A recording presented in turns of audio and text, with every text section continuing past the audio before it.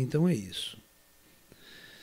Vamos então para a quarta e última pergunta, né? Professor, em qual posição os orixás, as entidades da Umbanda, se encontram dentro do projeto Terra? É muito boa pergunta, porque as pessoas, né, elas vivenciam outras culturas espirituais e ficam confusas, né? Então vamos entender o que é a Umbanda, ok? Então o que é a Umbanda? A Umbanda, ela é uma atividade espiritual, uma atividade espírita, né, que foi criada no Rio de Janeiro, no começo do século lá 20, né? Onde houve uma fusão, então, entre o candomblé e por exemplo, o espiritismo, o kardecismo. Houve uma junção disso aí. E dessa junção surgiu a Umbanda. Então a Umbanda é tipicamente brasileira. Você está aprendendo? Bom, mas a partir do momento que você vai falar orixás, as entidades da Umbanda. As entidades da Umbanda são tipicamente da cultura africana. Então, quando os escravos africanos vieram para o Brasil, né, e com eles trouxeram toda a sua religiosidade, todas as suas práticas religiosas, os seus cultos religiosos, com relação às suas tribos ancestrais.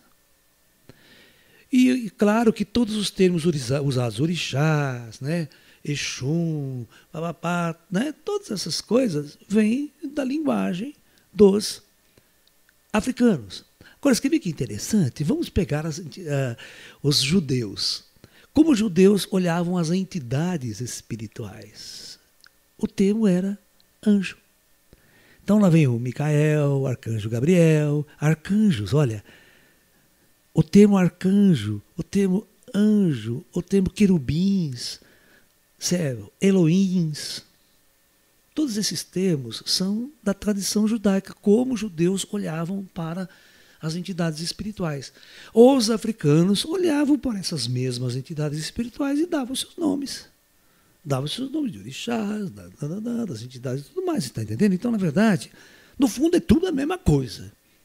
No fundo é tudo a mesma coisa. Se nós formos olharmos para o projeto Terra, o que acontece hoje em dia? Você que estudou o projeto Terra, claro, você está fazendo essa pergunta, então nós temos as dimensões astrais, desde as umbralinas até as dimensões astrais superiores. Então veja bem, um espírito de luz, que ele está no plano astral, no plano de luz, ele não tem rótulo, certo? Ele é um ser avançado, um ser evoluído. Agora, quando esse ser ele vai se comunicar através de um médium ou de uma entidade aqui embaixo na Terra, este ser, se ele for num centro de Umbanda para se comunicar, ele tem que vestir uma roupa da tradição africana. Se ele for num centro kardecista dar uma mensagem, ele vai ter que vestir uma roupa bem cristã, que o kardecismo é bem cristão, não é verdade?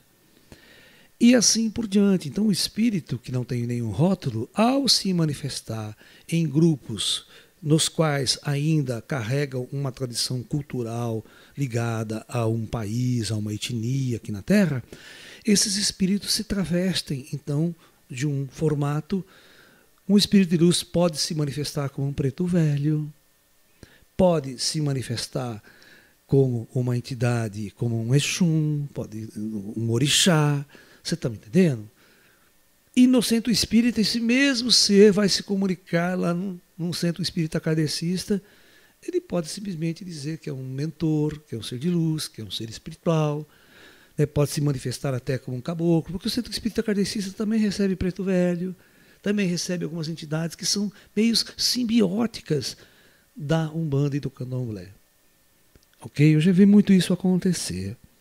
Então, na verdade, tudo é a mesma coisa, mas quando os planos superiores têm que se manifestar nos planos densos da matéria, eles têm que escolher a etnia na qual eles vão se manifestar e dialogar dentro daquele padrão cultural, dentro daquele padrão de conhecimento que o Candomblé tem, que a Umbanda tem, que o Kardecismo tem, e esses outros grupos espirituais têm. Ok?